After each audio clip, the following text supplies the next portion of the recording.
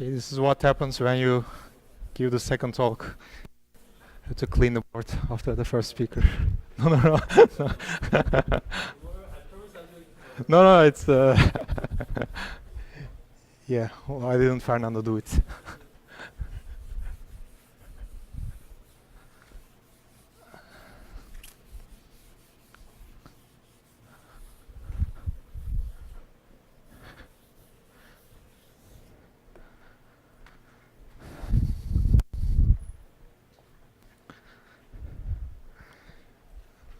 Okay.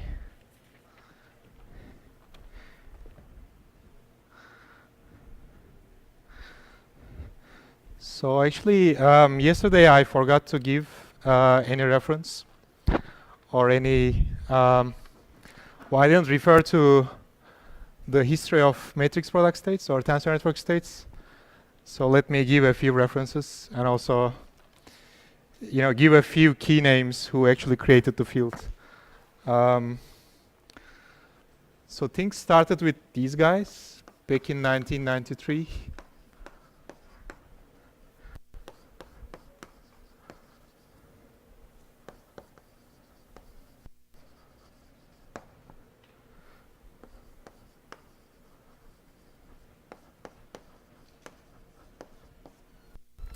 They have two papers from this year, like a very technical ones, where they introduced finitely correlated states, which we will also see today. And around the same time, actually, Steve White came up with the variational ansatz or variational algorithm called DMRG.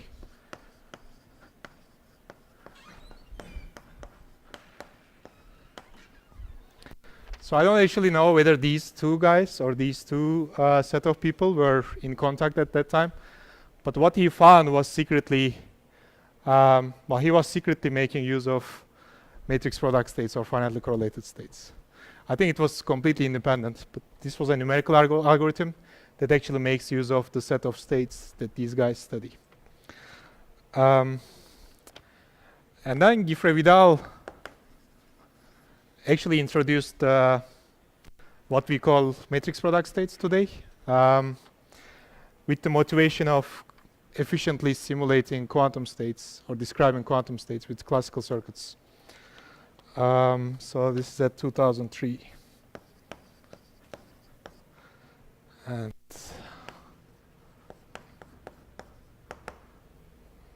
H.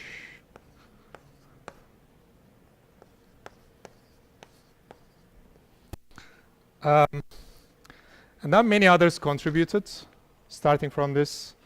And the key names are Frank Verstraete, David Perez Garcia, Ignacio Sirac, and later Norbert Schuch as well, and many other people. So, but let me give a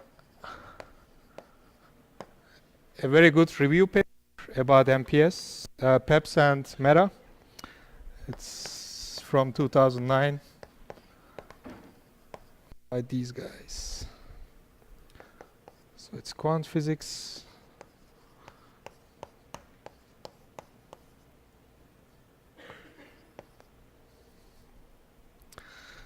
And most of the theory of matrix product states has actually been established and studied in a paper from 2006.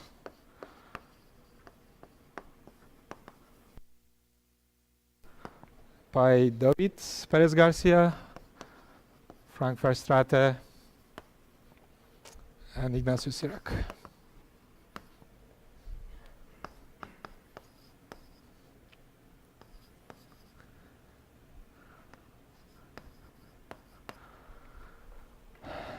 And today's lecture will mainly be about this paper. So we won't cover everything here, but we will cover a few key things from this paper. Right. So today I'm aiming to do what we couldn't finish yesterday. So it's theory of MPS And well, this part we may not actually be able to do it, but let's aim for more. And if we can't, we will do it tomorrow. Classification. 1D capped phases.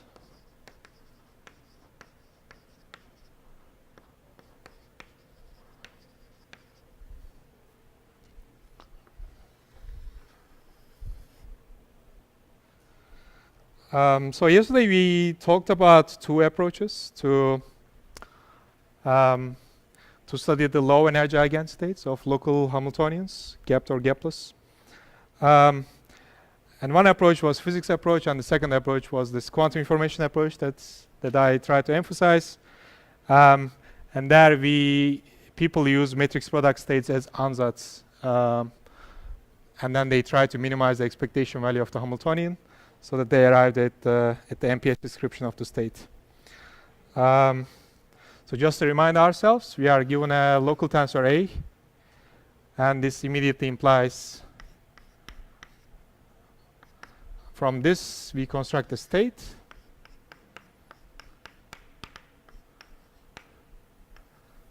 with boundary conditions, and all these local tensors may actually be different at each side. And then hopefully today we will see that this immediately implies under some generic conditions we will be able to construct a parent Hamiltonian which is local, gapped, and this psi is the unique ground state of this parent Hamiltonian. In order to be able to prove this, we have to go a few steps. So we basically have to understand the theory of matrix product states. And I will start the lecture with some examples. And then these examples will motivate that actually there is no unique matrix product representation of a given state. And then we will ask questions like, given psi, given an arbitrary psi, how do we find the local tensor A such that when we contract it in this way, it gives us the psi? So is there a canonical way of finding the matrix product state representation of a given state psi? How do we are given a state psi, how do we find this local tensor A that describes the state? And after this, we will take a look at observables. So given a psi, we find the local tensor A, and maybe we can make use of this local tensor A to actually efficiently express the expectation values of observables. So we will be interested in these kind of quantities.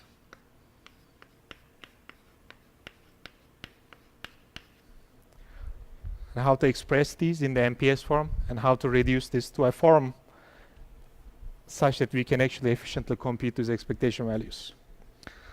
And while doing this, we will introduce a transfer matrix,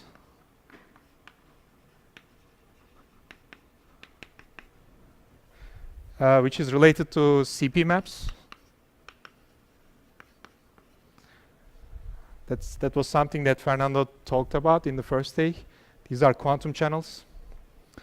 And how to find translation invariant periodic boundary condition canonical forms.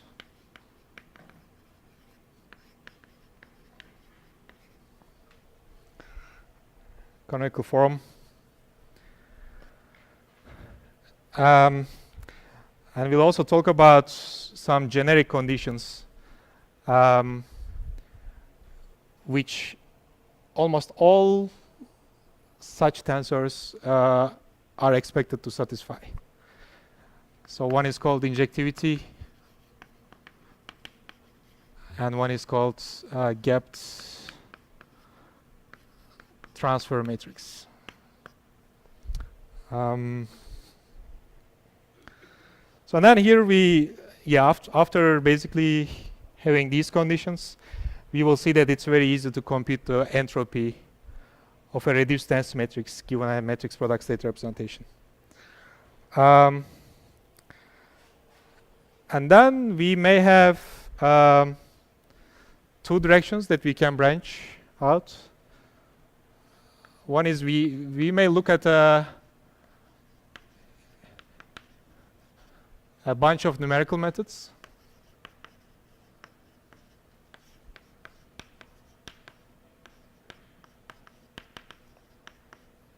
Or RRG. Or we may actually do this part. So by using a theorem called fundamental theorem of MPS, we can actually go and try to classify the 1D gapped phases whose ground states are expressible in terms of finite one dimension matrix product state. So let's see. So this part is more like extra for today. And if we can do it, we will do it. Otherwise, it's tomorrow. Let's erase the extra part.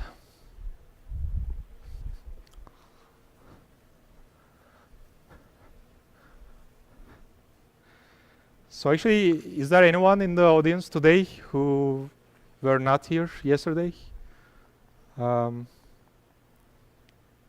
Okay, then whenever I write this, whenever I say matrix product states, or whenever I write this thing, everyone understands, right? It's a quantum state. It's an embodied quantum state that's obtained by contracting these local tensors. Good. Yes.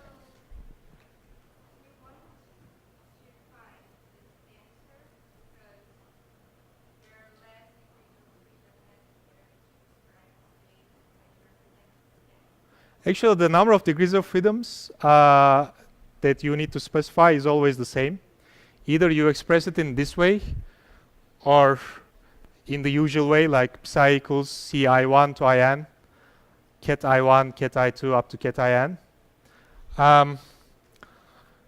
But some states actually have less coefficients, and then we can express these coefficients by a product of tensors. So this is one approach actually. There may be a second answer to your question. So there may actually be a lot of coefficients. There may be exponentially many coefficients in the description of the state. But actually most of them can be exponentially small. So we could also truncate these coefficients and then make the description of the state more efficient by sacrificing from the description of the state. But if they're all exponentially small, hopefully we can actually eliminate exponentially many of them, and we can again come up with an MPS description, which doesn't now explicitly describe the state, exactly the state, but it gives a good approximation. Yeah.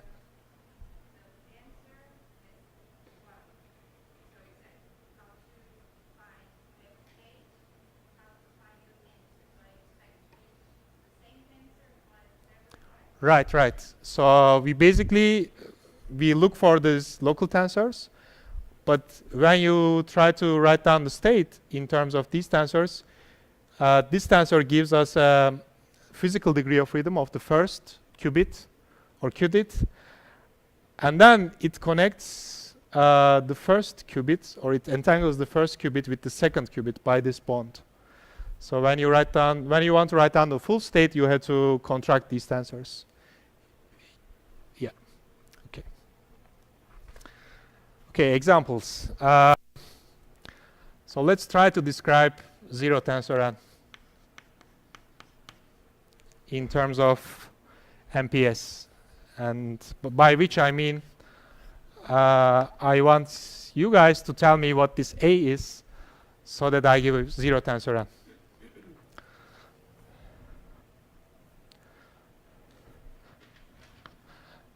So let's express it in this way, in the notation that we introduced yesterday. So this is a vector. Now each dot with this arrow represents a 0.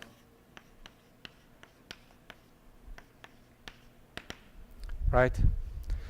0 tensor n is equal to this in graphical notation.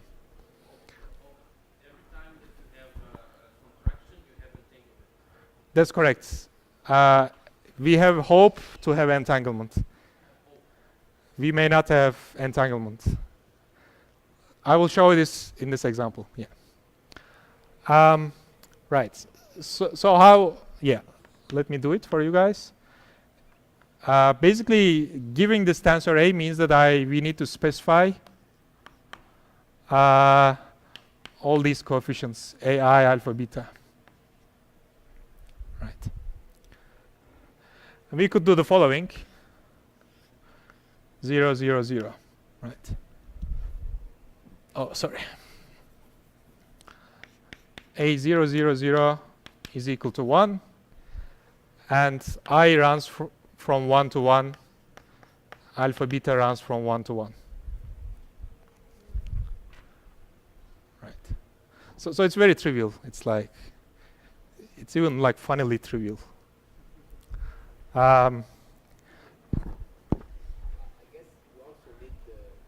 That's correct. We also need the endpoints. And endpoints are like this.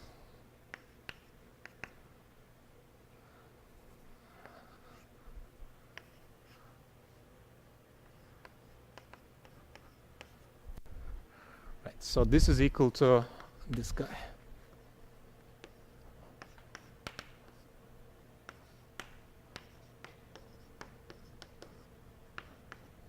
So if you use this VL and this VR and this A, you'll get this state, right?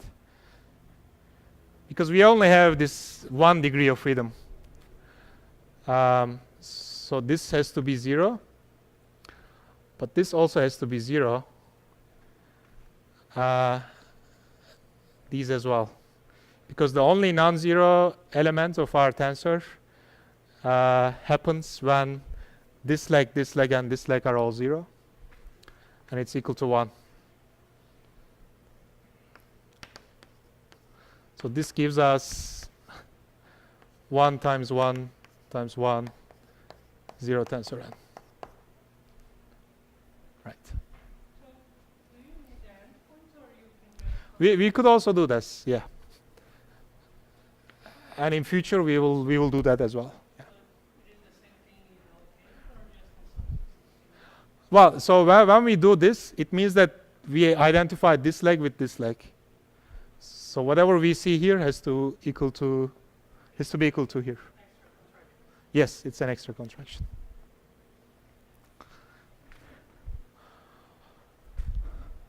So now we could actually give another representation of the same state, another MPS representation.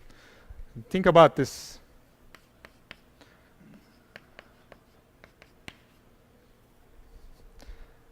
VL is 0 plus 1. VR is 0 plus 1. So before our bond dimension D was 1. Now our bond dimension D is equal to 2. Right? So what this would give us, it gives us the following. So first of all, physical legs can always be 0, right? That's the only option. Why? It's because this tensor is equal to 1 only when this is 0, 1, 1 or 0, 0, 0. There is no other option.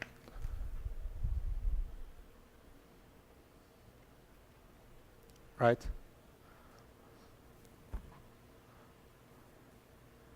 Just by definition, we don't put another, there's no other possibility. Yeah. So now the bond dimension is 2, but we describe the same state, right? Because if we use these tensors and write the state, basically gives us 0 tensor n times 2. So one of them comes from these type of tensors, the other one comes from the contraction of these type. And we could, of course, renormalize it, square root to the n, square root to the n. Then we would describe the same state, 0 tensor n. Right? So there are, in principle, there are infinitely many MPS representation of a given state. And this is one example that we can see. So let's make, let's see a little more non-trivial example.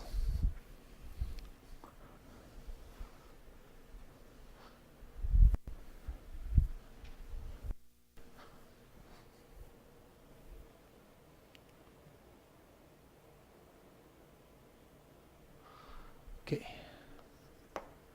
So let's look at this state, phi 1, 2.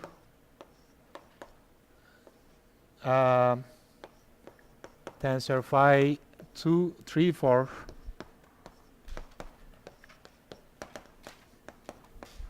Tensor phi plus n minus 1 n. And phi plus is the maximal entangled state.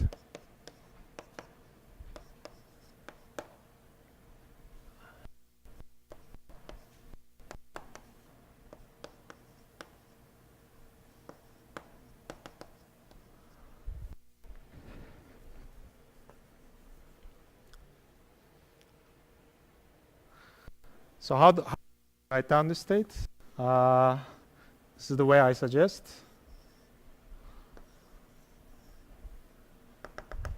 When you write phi 1, 2, you mean you get this bipartite state? Right, so this is the state on the first and the second qubits.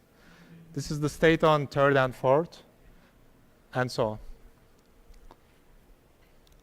And this is also an I. There's just this line. This line says that it's an identity. So whenever this guy is I, this guy is also I. Remember that this was a matrix. This was not. When I don't put any dot here, it's an identity. So this is just an identity matrix. So we could give this. We could choose A to be this. So our A is equal to this, right? So in this representation, we have 2 physical legs and 2 virtual legs. And the left virtual leg is the same as the left physical leg. So this is Ij alpha beta is equal to delta I alpha times delta J beta. So this completely specifies this tensor.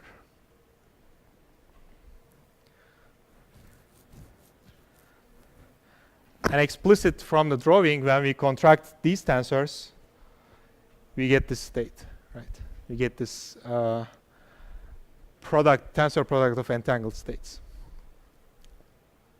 But normally, I thought that the tensors could only have 3 legs.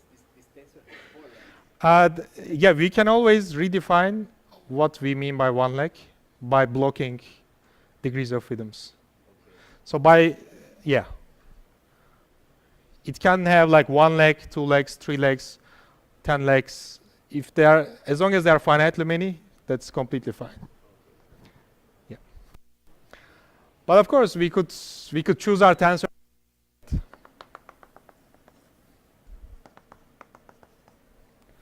So A could also be a tensor like this. So in this case, we would show it like this. This would be A. So this is a bond dimension small d local tensor. And this is a bond dimension 1 local tensor. Right. Oh, of course, we should also have the normalization factor. Square root t. Let's see another.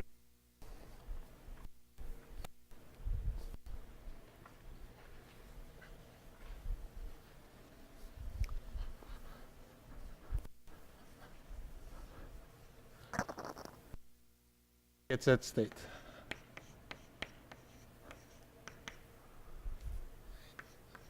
It's 0 tensor n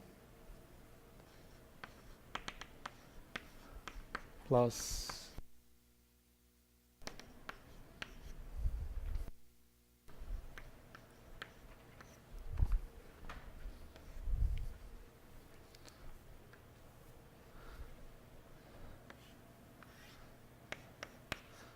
So does anyone have a guess about the MPS representation of this state?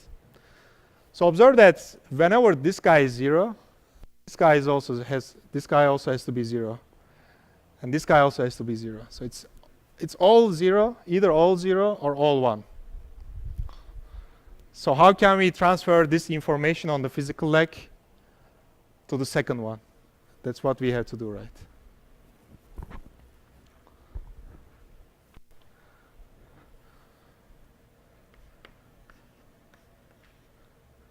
So if this is to delta I alpha, delta I beta, which means that the only non-zero elements of this tensor is when this is equal to 0, 0, 0.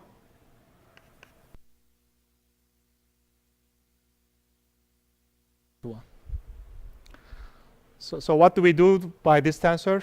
Whenever we see a physical 0 here, we transport it to right and left.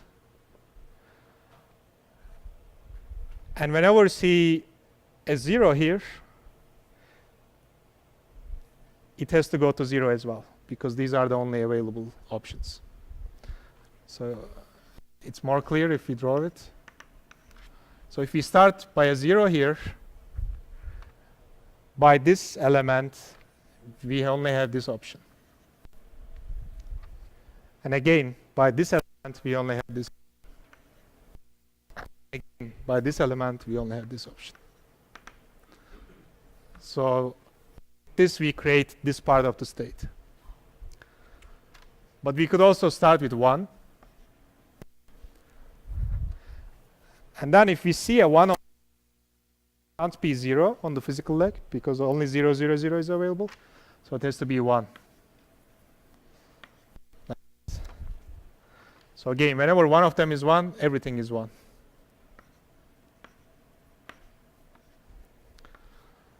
So this part of the local tensor creates this part of the quantum state. And of course, we can again put the normalization factor either by putting it on the boundaries. We can choose this 1 over square root 2.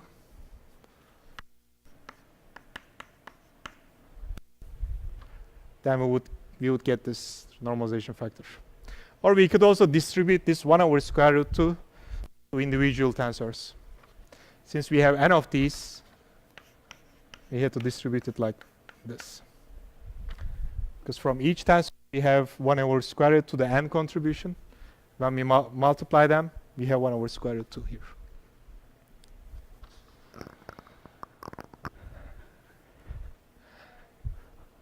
Yes?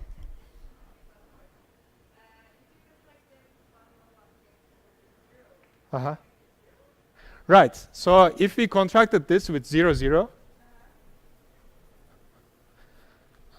we could get, we wouldn't get jet set state, we would only get 0, 0 state. 0 tensor n. Because contracting it 0 at the boundaries means that we fix this leg to 0 and this leg to 0. But when we fix the left leg to 0, that's the only option. Yes, we change the tensor is the same, but we change the state. Sorry?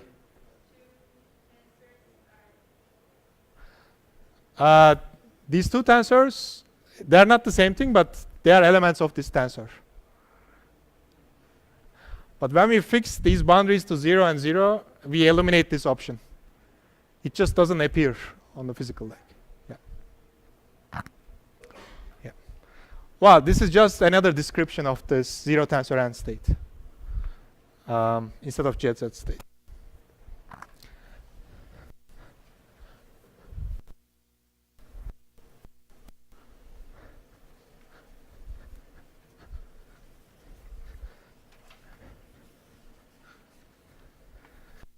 There's another example called double state.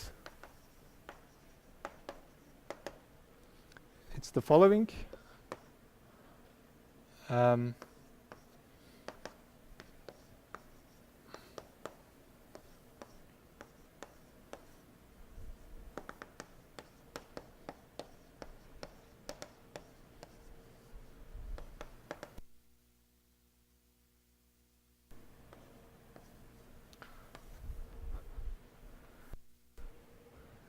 So it's the state where there is only 1, 1, and all others are 0. But it's the permutation invariant state. So totally we have n spins. Only one of them is 1, and the other n minus 1 is 0. But we take linear superposition of all possible ways of putting 1 at different places. Since we have n of these, the normalization is 1 over square root n. So now we will give two representations of this state. One by using open boundary conditions with an MPS like this. One using periodic boundary conditions.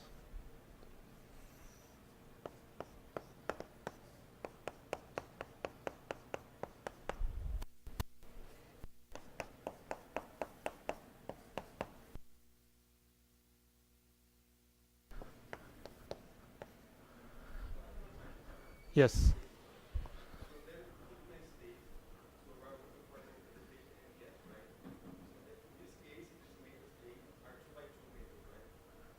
In this, sorry, in which jet set?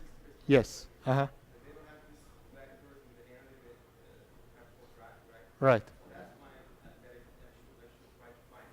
Yes.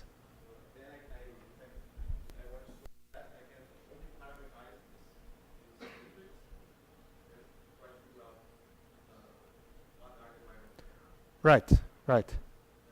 Yes, that's the game we are playing here. Yeah, yeah. Of course, you are completely free to choose the dimension of your matrix.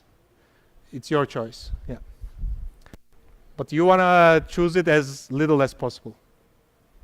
Yeah. So what do we have to do? We basically have to make sure that there is only one appears in the whole state and all others are 0, right? So let's look at this guy. So this element of the tensor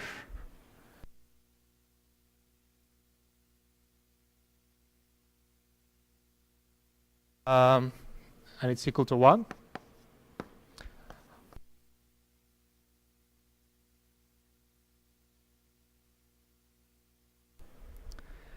And we fix v left to 0, v right to 1. So here. Let's start from the left. We see here a 0. We fix the left boundary to 0. What are the options that can happen? This cannot happen because this is 1 on the left.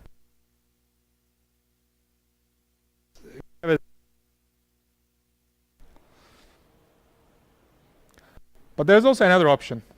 So when we see a 0 here, this could also be 1, 1. Right? So we have two options. The first option comes with coefficient 1. The second option comes with coefficient 1 over square root n. Now let's focus only on the second option.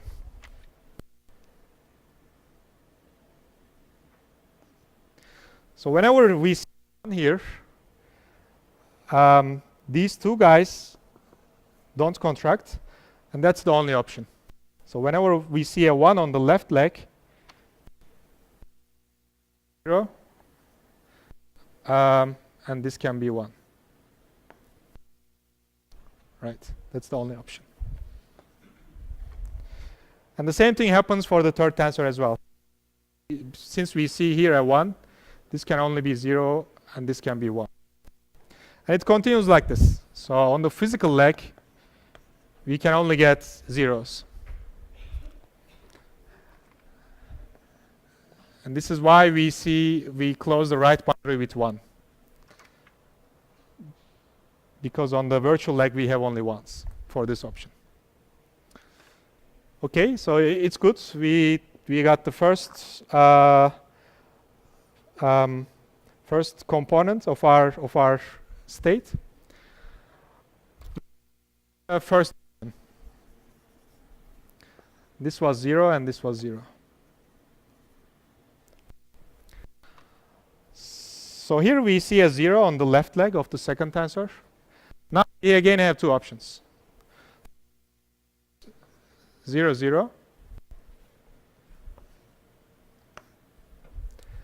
And the second option is 0, 1, 1. It comes from this guy. Right. So we first branched at the first to either to 0 or 1. And if we branch to 1, all others are 0. But now let's go back to the first branch. We can again branch to 0 or 1. And when we branch to 1, it can only go like 0. Right. And the same happens iteratively. So we can again get either 0, 0, 0 or 0, 0, 1. Whenever we branch to 1, it can only continue like 0. And so on. Right. So this is one representation of the W state. It uses only bond dimension 2.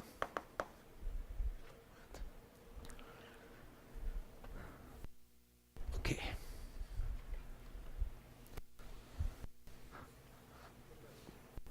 Yes.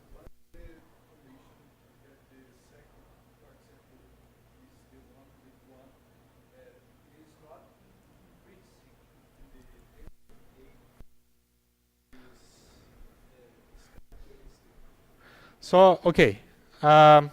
Yes.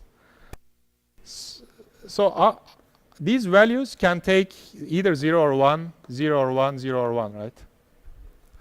The only non-zero components of this tensor are these guys. All other components are 0. So you are only allowed to use these guys.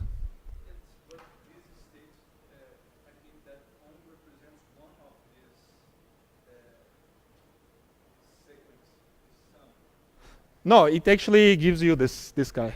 Oh, everything, yes. Because each side you branch to 2, right? You can either have 0 or 1. But whenever you have 1 on a physical leg, it has to continue 1. And when it continues like 1, you get 0 on the physical legs. At each step, you can always branch to 0. So here you branch to 1 at the first guy. Here you branch to 1 at the second place, and so on.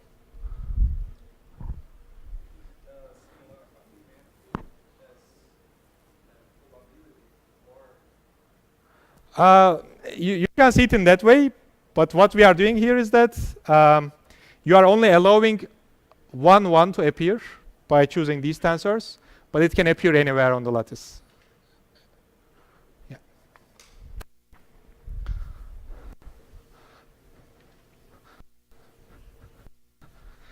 So we can represent the same with periodic conditions as well. And here we have to use the following.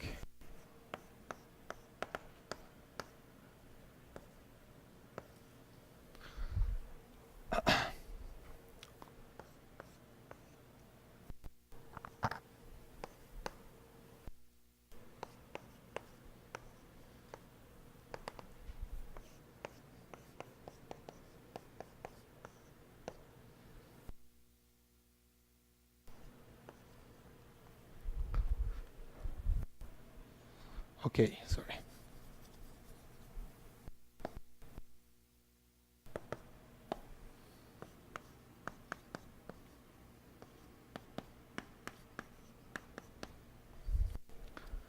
So what happens here?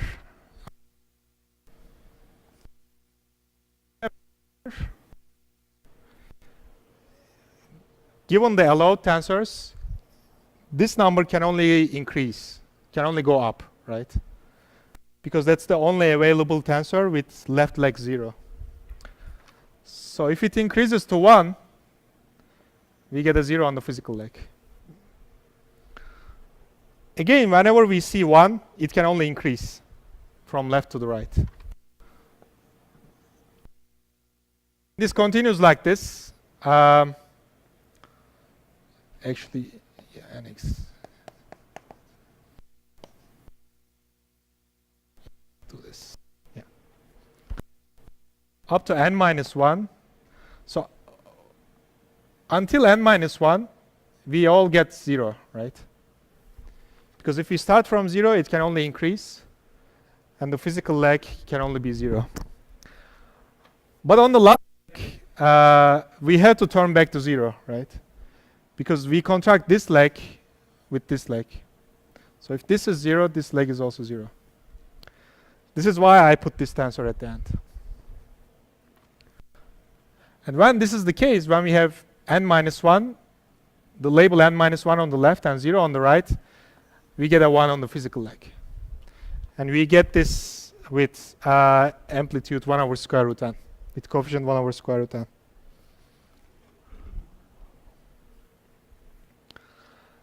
But now here we only generated this part, right? So with this configuration on the we only generated this part. But who tells us we have to start with 0, right? Since this is a contraction, there is legs. So instead of starting with 0, this notation tells us that we have to take the linear superposition of starting with 0, starting with 1, starting with 2, and so on.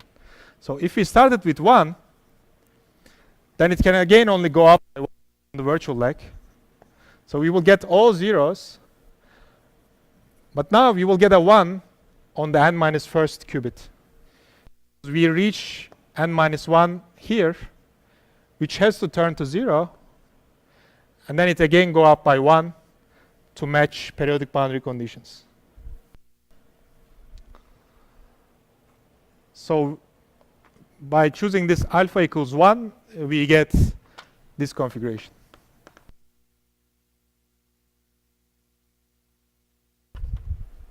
Yes?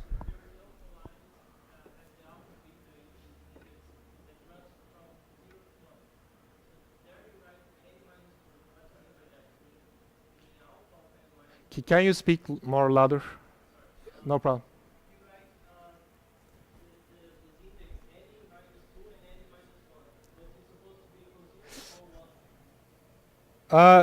N minus 2, n is the number of pins that we have. Yes, so oh no, we use the same A everywhere. We use the same tensor everywhere. That's no, this is from 0 to n minus 1.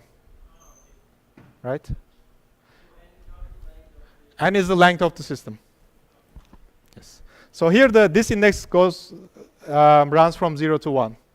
That's why it's bond dimension 2. This is bond dimension n. Right. So by starting from various alphas, from 0 to n minus 1, you basically generate all these components with same coefficient 1 over square root n. Okay, so now we have the same state, but we gave two representations of the same state. One with open boundary conditions, one with periodic boundary conditions. This we could do with bond dimension 2, but here we needed actually bond dimension n that scales with the system size.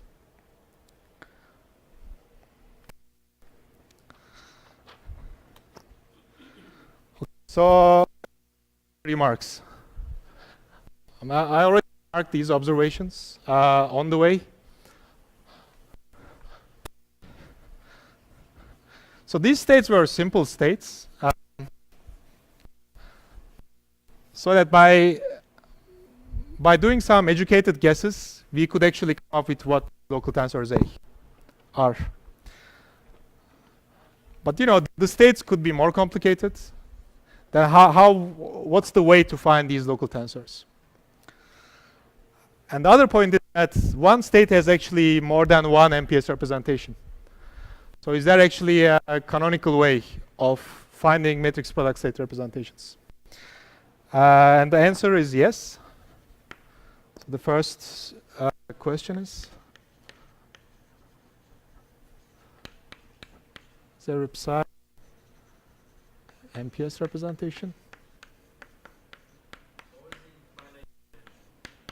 Sorry? Always in finite dimension. Big D, Every state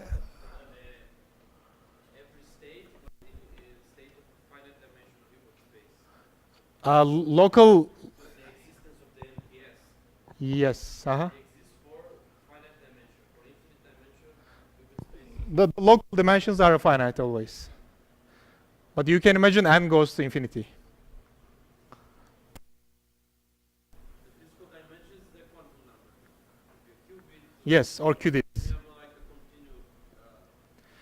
Yeah, we will never do that, yeah.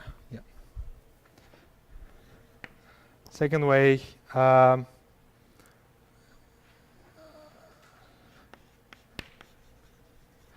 there a canonical?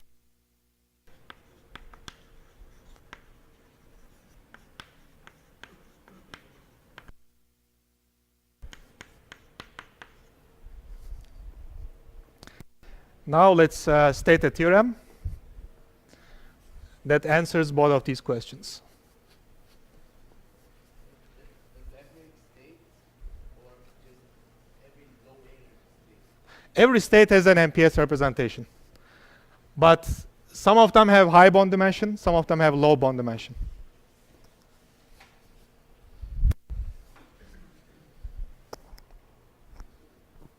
Sorry, for mixed state, how big and We only talk about pure states.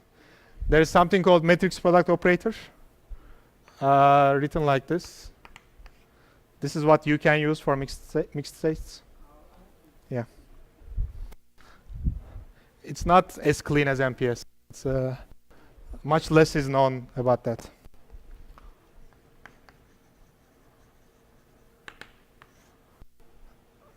So any state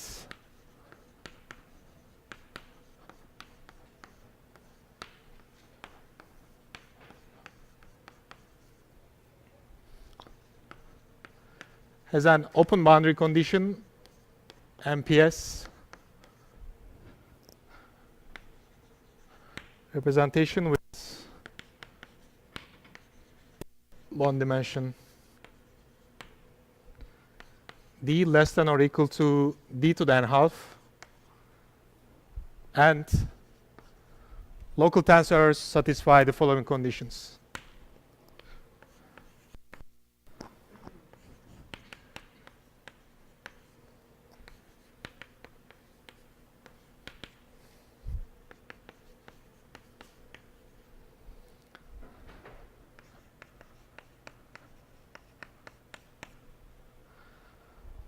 I will draw what these conditions mean. And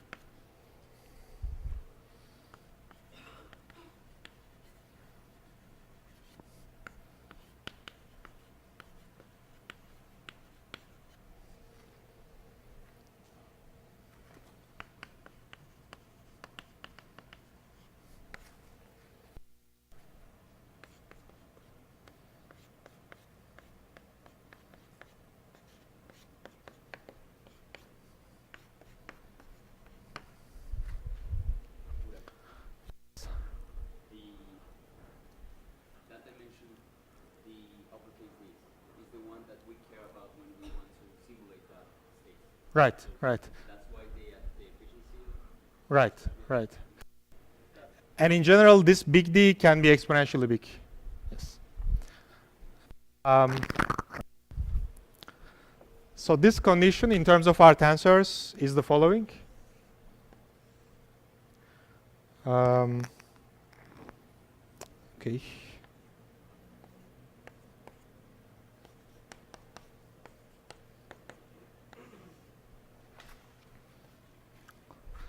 So let's read it. It's a dagger.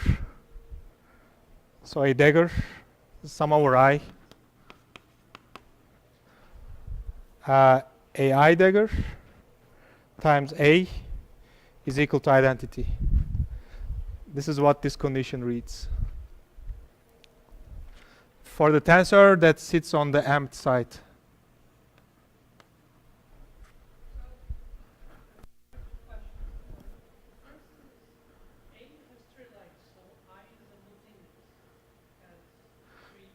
Yes, so A, yes. So remember it was AI alpha beta, right?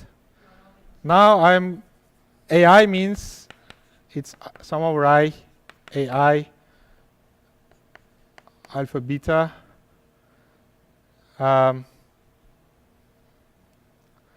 When this leg is fixed to I, this leg is alpha, this leg is beta. No, I don't sum over I fix I. Here I sum over I. Oh, sorry. Yeah. Alpha and beta. Yeah, yes. Yes.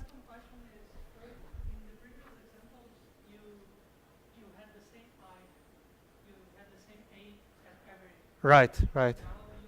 Now we won't have this. Yes. Yes, no problem.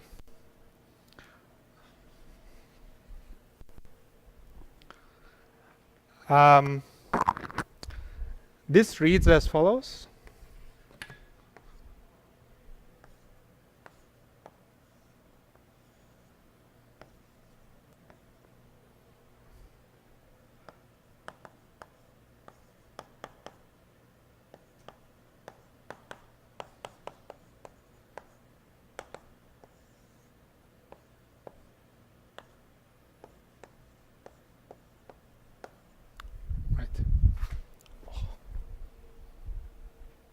So, well, let's read it from right to left. AI, there's sum over I. AI times lambda m minus 1 times AI dagger is equal to the matrix lambda m. Right. And we will also show that by construction, this lambda m is a positive diagonal full rank and trace 1 matrix.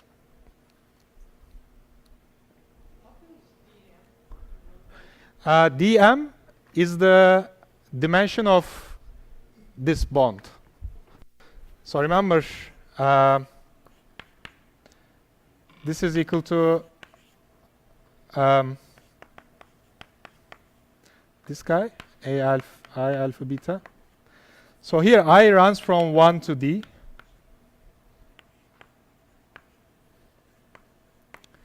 This is the tensor at the empty side. Alpha runs from 1 to dm minus 1. Let me see. Yes.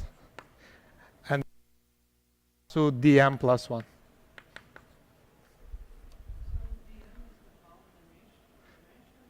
Yes, it's the bond dimension of this bond. It's the dimension of this bond. So this, okay, so here at each side we use a different tensor, and in principle they can have different bond dimensions. I think I should do this maximum. Okay. So the maximum bond dimension that we have to use in these tensors has to be less than or equal to d to the n-half. Right.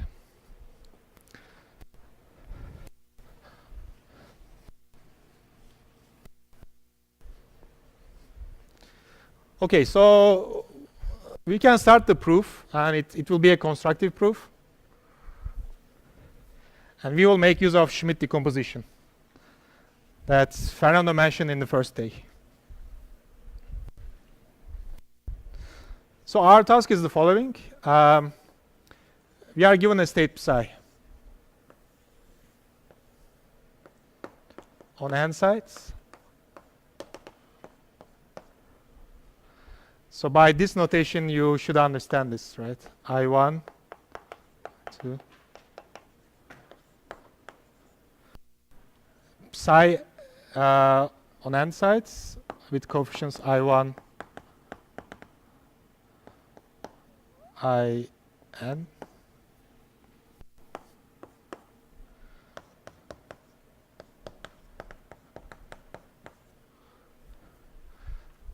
This is the graphical notation for a generic quantum state, right? I'm not really doing anything. I'm just drawing a big tensor with n legs, and the coefficients of this tensor are the linear superposition coefficients of the quantum state.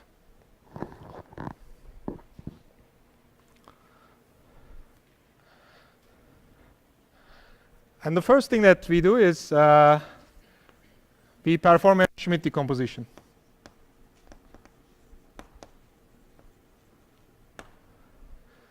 Between the first n-1 leg and the last leg.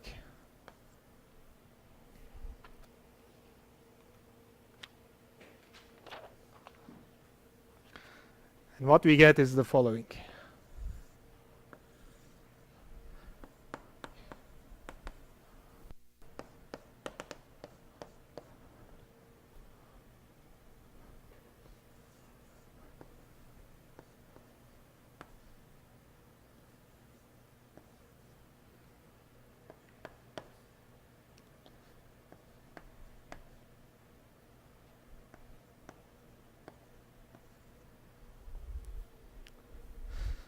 So remember the Schmidt decomposition. Every bipart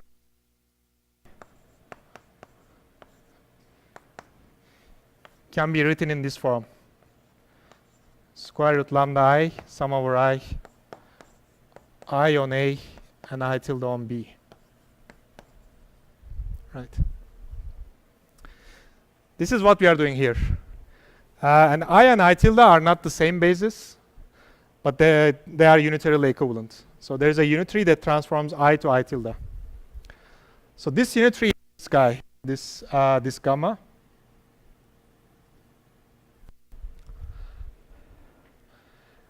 And this lambda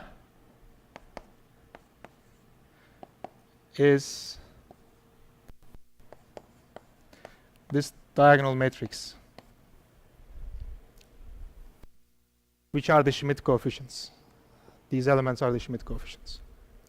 So we can decompose this bipartite state of n-1 and 1 qubit in this way. So this is a unitary from here to here. This is I tilde, which transforms this into another basis alpha.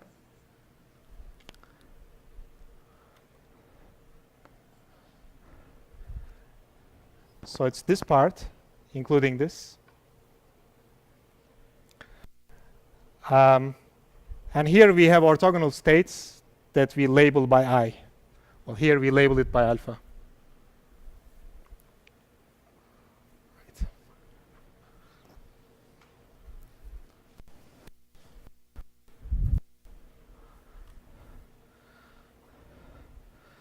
So now what's the next step? Eventually, we want to decompose this whole thing as product of matrices, right? What we do is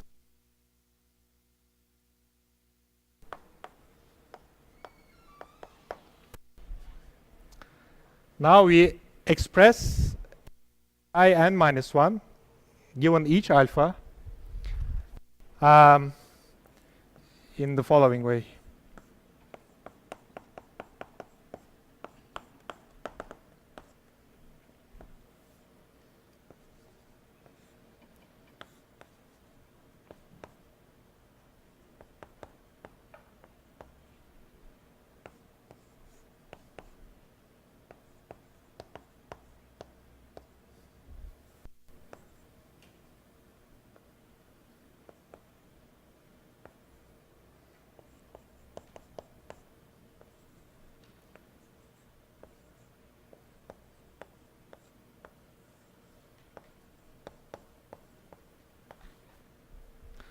So what I did here is I fixed alpha here, alpha n here, and decomposed each state here. For a given alpha, there's a state here. I decomposed this state between the n minus first qubit and first n minus 2 qubits. So I applied the same thing.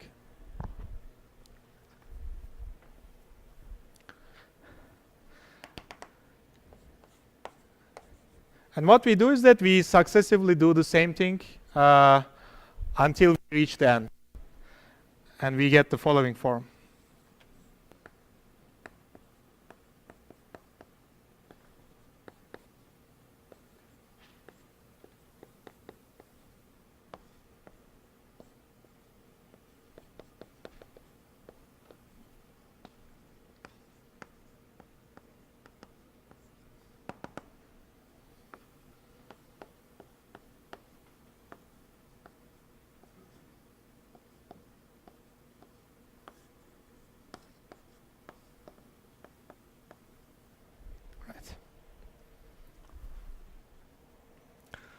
So indeed, we could actually express given any n by the quantum state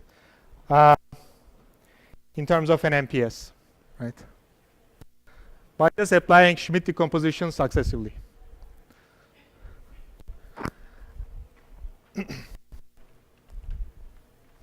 But the theorem actually says more. The theorem tells us that these local tensors that we still didn't define satisfy these properties. Like a dagger times a contracted, I is contracted is equal to identity. And the fixed point of this operation is a positive diagonal full rank trace 1 matrix.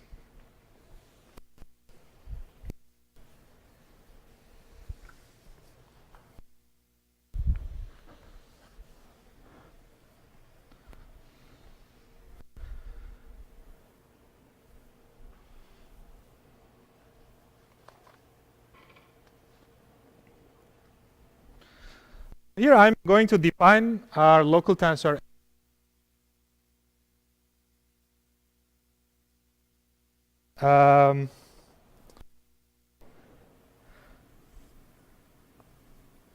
square root lambda. Okay, sorry. Gamma m square root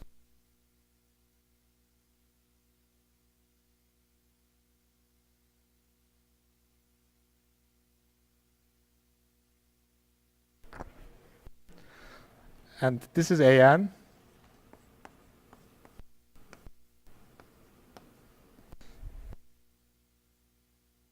This is a0.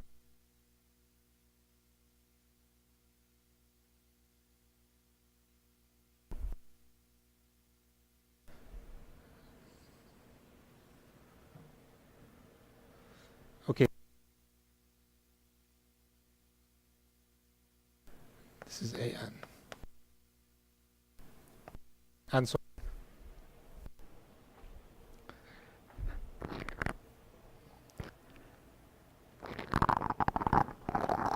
now, given this, let's just simply check these conditions. And we will see that they are actually satisfied.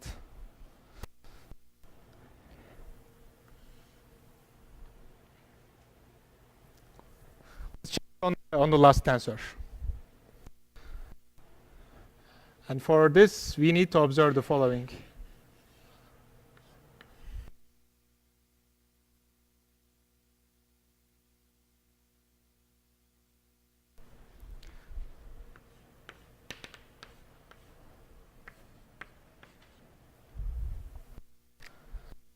So in the Schmidt decomposition,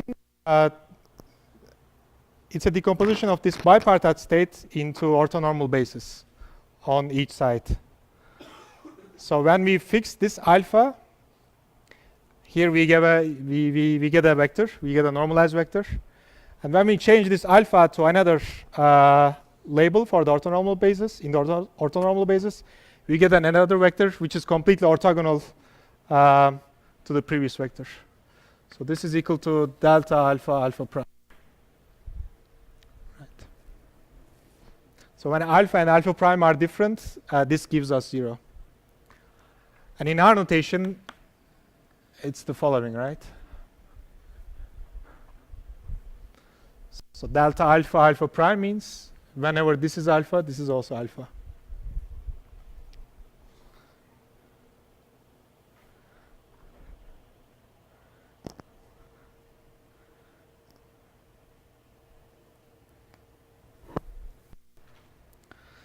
So this in particular implies the following.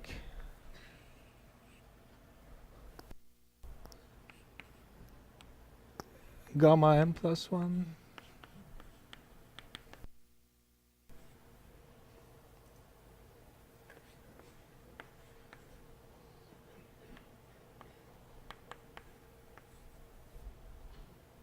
Okay, I need to make this. Let's do gamma m.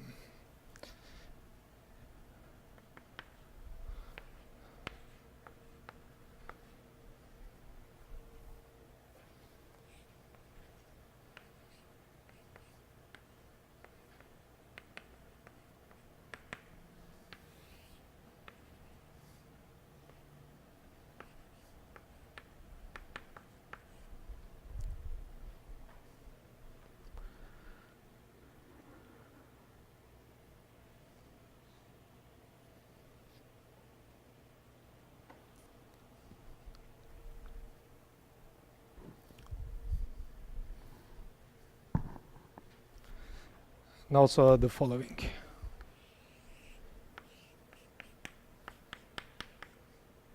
Now A is defined to be like this.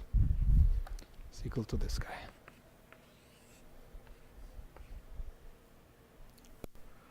Right.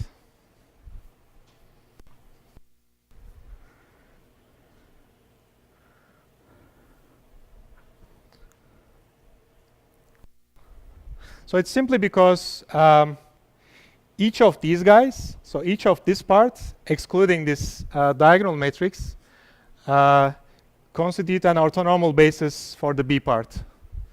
And the same as for the same is true for the A part as well. And these are the Schmidt coefficients or the eigenvalues of the reduced density matrix. And the fact that we have always traced rho equals 1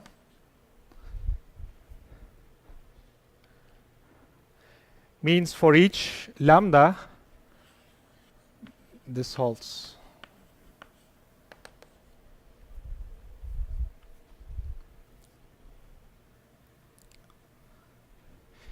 Because eventually, when we look at psi dagger along any cut, what we get from left will be this tensor, will be this matrix. And what we get from right will be this matrix. And psi will always be equal to this guy, which is set to 1 from the beginning. This is for all m. So this is how we get the canonical form of canonical form representation of any state by doing Schmidt decomposition successively. Yes. There you have open boundary conditions. Yes. Does the theorem say anything about the boundary conditions? Yes, it tells us these guys for the boundary condition, right? So at the boundary, you only have a matrix. You don't have a third leg. These are your boundary tensors. It's basically these unitaries that comes from the Schmidt decomposition. Yes.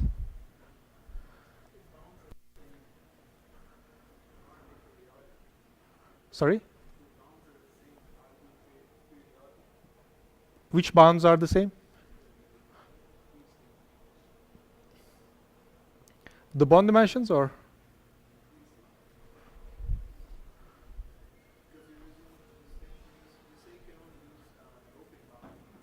Uh-huh.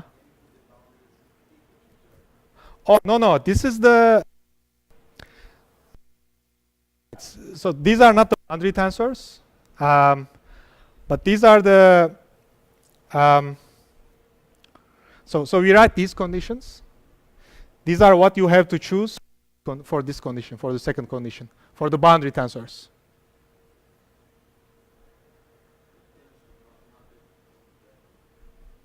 It's basically, I mean, these are equal to 1 basically because you have no other leg here, right? Because we want this for every gamma, right? So gamma 0 should give us gamma 1. But there's no leg here. So what are you going to put there? It's one-dimensional. You will just put 1. Sake of consistency of the second condition, or the second part of the canonical form. Why are there lambda matrices full rank? I don't see. Oh, it's because right. So in this construction, what you do is that you basically choose bond dimension according to the Schmidt decomposition. So you make use of all bond dimensions. This lambda is a diagonal matrix which has no 0 entries. The lambda is not the physical. No, it's the virtual leg that you actually create. Yeah, actually, so yeah, I have to talk about these conditions as well. So it's positive. Yes, these lambdas are the Schmidt coefficients. Right? Lambda is a diagonal matrix with Schmidt coefficients. We know that they are all positive. It's full rank by construction. Well, it's a diagonal matrix because we make this part diagonal by this unitary. And it's trace 1 because of the trace condition of the state. Yes, capital gamma is a unitary that basically transforms this basis I tilde, orthonormal basis I tilde, to another basis alpha. It's to make this guy diagonal. Yeah. Okay. So now we can look at periodic boundary conditions.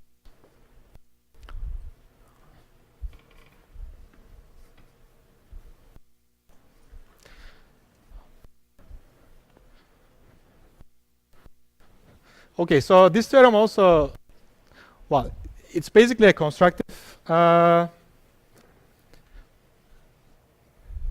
constructed the MPS and show that these conditions are satisfied.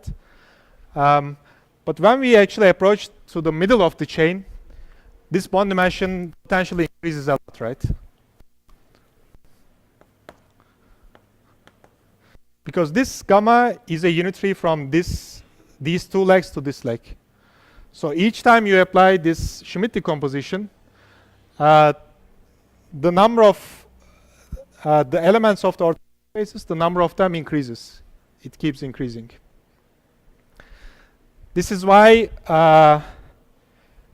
you have the potential to get to the maximum at the middle of the chain.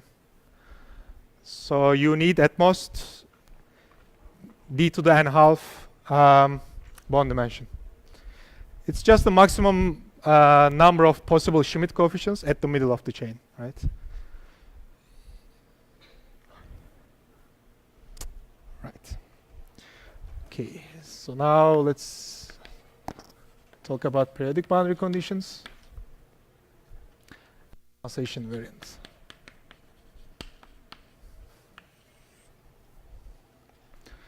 Okay, now we assume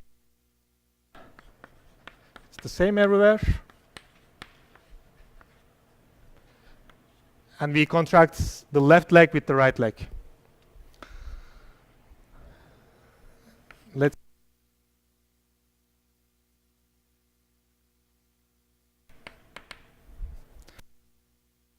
defined to be this object.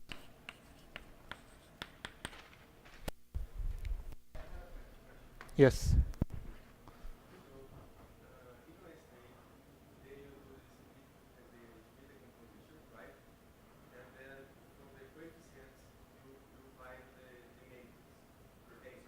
Right, right.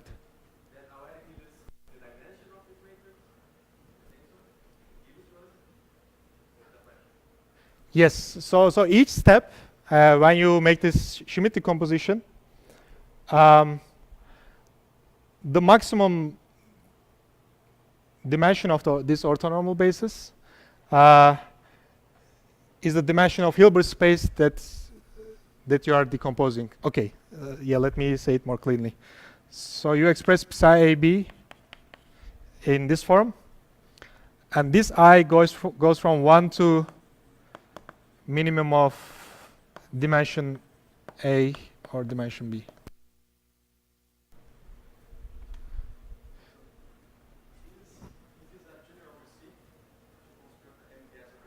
Right, that's correct.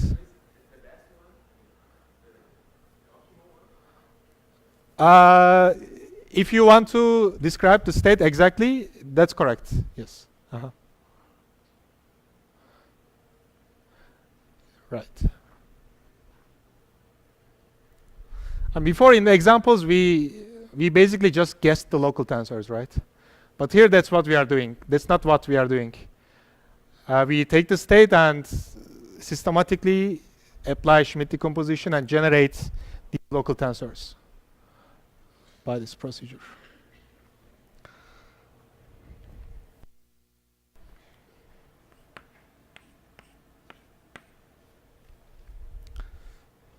So if you look at this transfer matrix, this should remind you guys what Fernando wrote down in the first day. So it's a CP map. So every CP map has the following decomposition. If you apply it on X, it can be expressed as X AI dagger AI.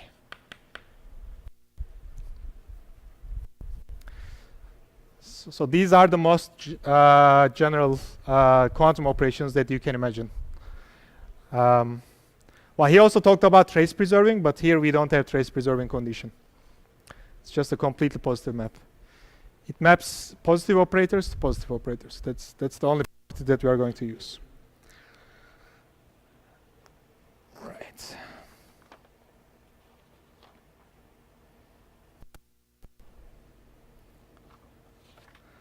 So now I'm thinking whether I should just give a motivation or... Okay, let's... Right.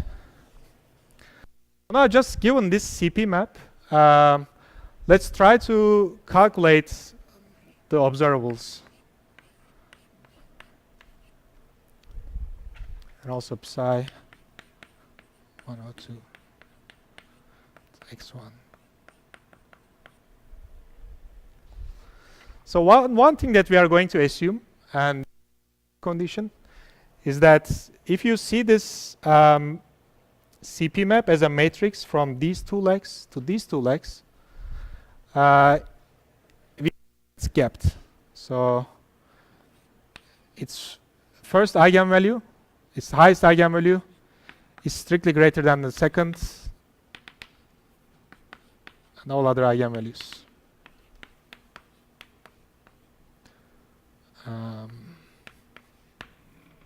Right. So we make this assumption simply because degeneracy appears really rare. Like if any degeneracy appears in the spectrum of this matrix, perturb it a little bit, and you split the degeneracy.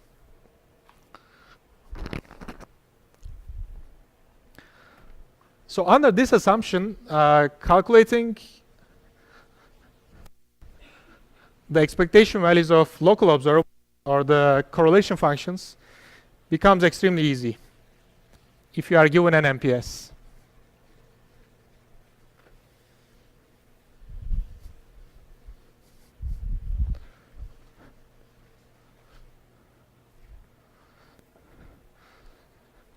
Okay, so these are the eigenvalues of this matrix, and here is the eigenvalue decomposition.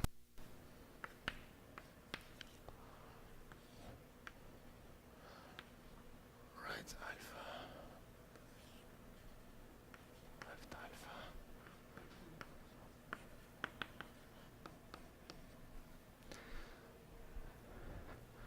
alpha. So right alpha is the right eigenvector of this matrix, and left L alpha is the left eigenvector of this matrix. And we satisfy these conditions.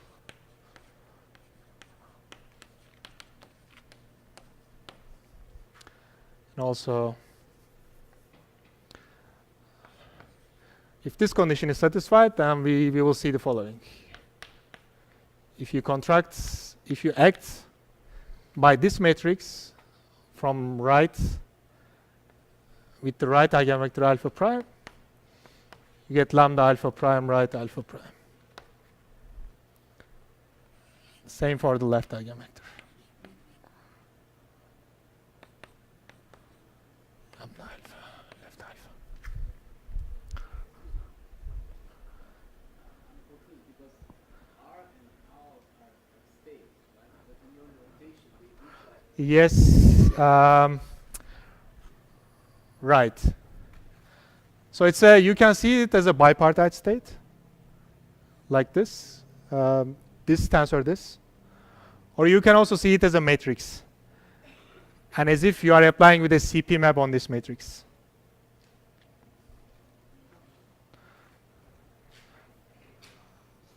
I remember similar question also happened when Fernando was explaining CP maps. It was like basically you can just reverse bras to cats, and then the operators becomes matrices. Operators becomes vectors. So yeah. I mean, it's not, these R and L are not really quantum states. Yeah. Right. So this is just the eigenvalue decomposition of this matrix that inputs these guys and outputs these guys, or vice versa.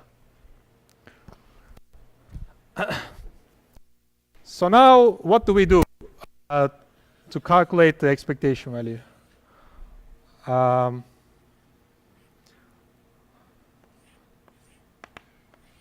Of an operator, let's say O1.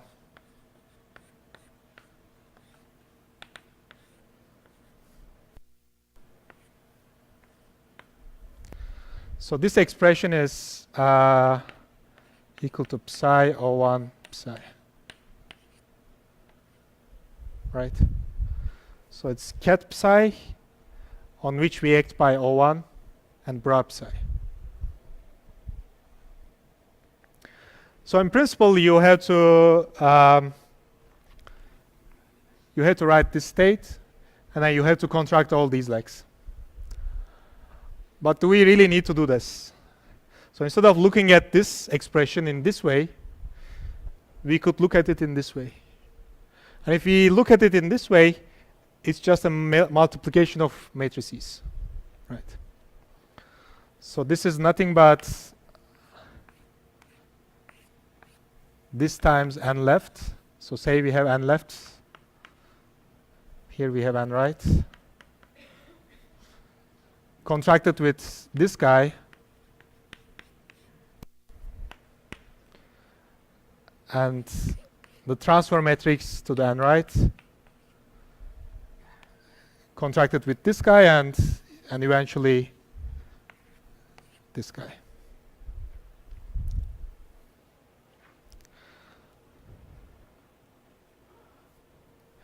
And if we calculate this operator to the power n left plus n right,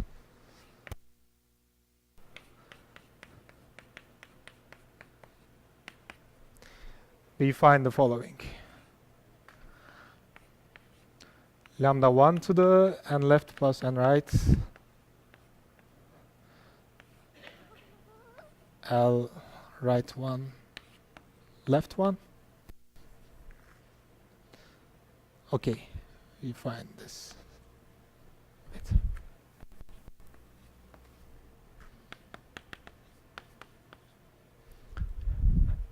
So what I did is basically I decomposed this this matrix into its eigenstates.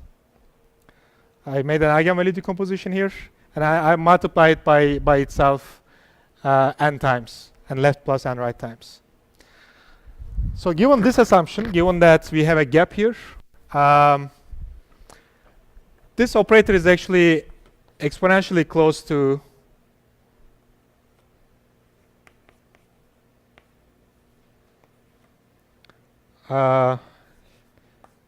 lambda 1 to the n left plus n right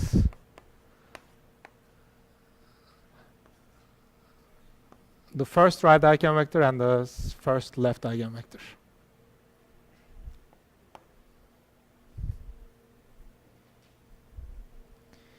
Because all other components are exponentially close compared to lambda 1 to the nl plus nr.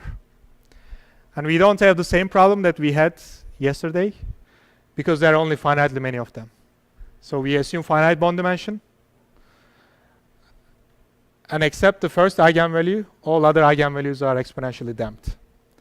So we can very well approximate this operator by just this operator. So this expression, or expectation value, becomes close to this expectation value.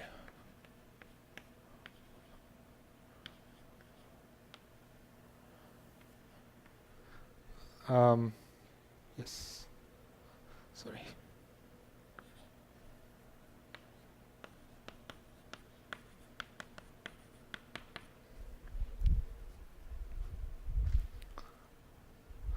So if you want to calculate the expectation value of local observables or other observables, we don't really need to bother all this contraction. But under this assumption, under the assumption of the gap, we can just, instead of calculating the whole thing, we can calculate this expression much easier compared to doing the full calculation. And we will get a value exponentially close to the correct value. So the difference between this value and the correct value is exponentially small in the system size n.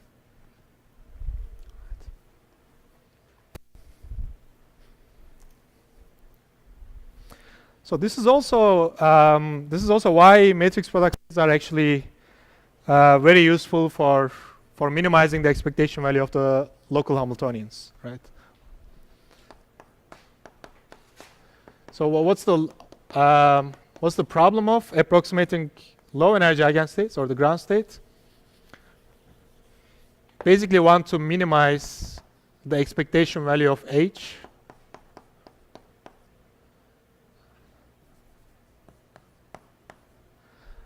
by varying your full quantum state psi such that it's normalized.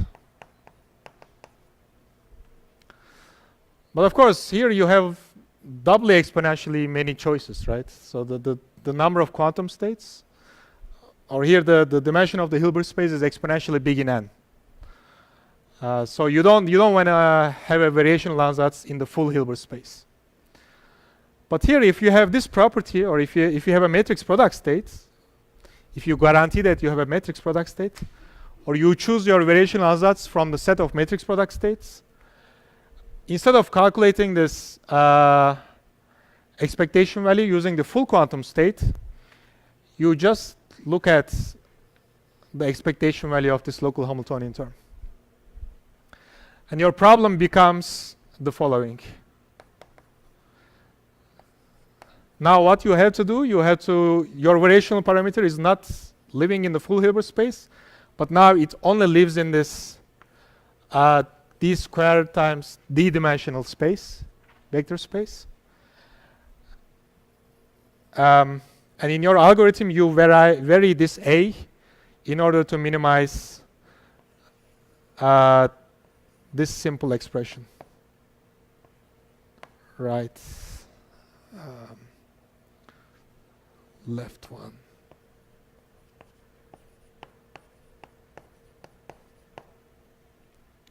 So observe that when you vary a, when you change a, you automatically change E, the transfer matrix, because the transfer matrix was equal to this, AA dagger.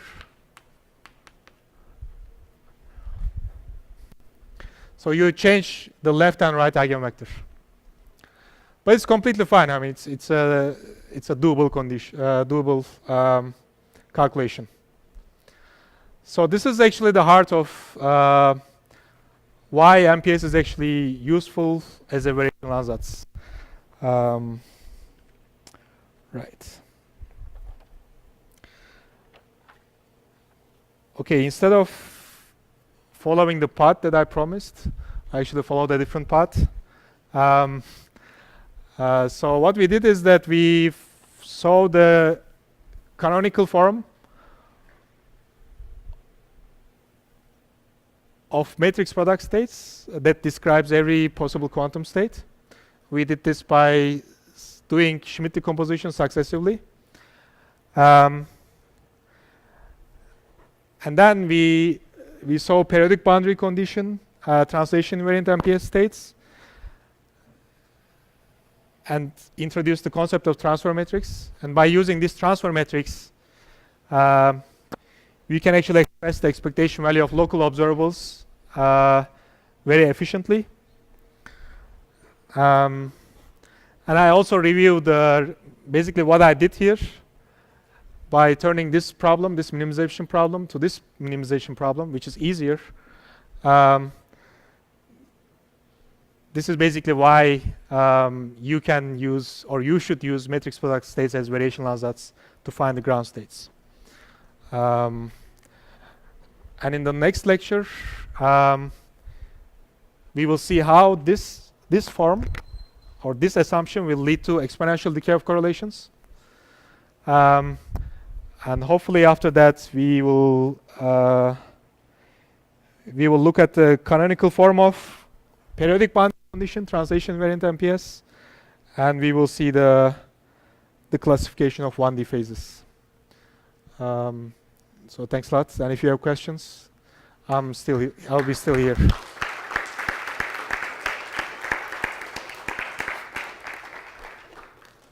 Burak will stay here for a couple, I don't know, for 20 more minutes in case there's questions.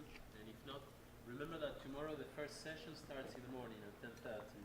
So tomorrow we will have the 2 lessons per day as usual, plus the colloquium, right? So the colloquium is actually not part of the mini course, but I advise you to come because it will be like a general overview of the field of quantum computation, and I think that Fernando will talk about things that you won't see in